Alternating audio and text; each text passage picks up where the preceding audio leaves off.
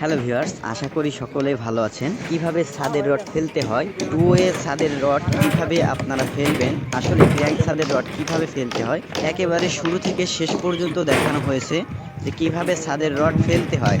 তো কিভাবে ক্র্যাঙ্ক দিতে তুই হবে, ভিডিও কোথায় করে নি ক্র্যাঙ্কগুলো পড়বে, ভোকালটা পরে দাও। এ টু জেড যে কিভাবে ছাদের রড ফেলতে হয় এটা আমি শিখবো। তো আজকের ভিডিওটা আপনি দেখলে পুরোপুরি বুঝতে পারবেন। তাই আপনাদের যদি ছাদের রড ফেলা শেখার চিন্তা ভাবনা থাকে তাহলে অবশ্যই ভিডিওটা দেখবেন। আগে ছাদটাকে মার্কিং করে নিতে হবে। তো দাগানোর পর থ্রাড ডিরেকশনের রডগুলো সব ফেলা হয়ে গেছে। তো এখানে অনেকেই অনেক ধরনের অনেকভাবে রড ফেলে থাকেন। তো আজকের এই ভিডিওটা আমরা যেভাবে দেখাবো এটা পুরো একটা ইজি প্রসেস।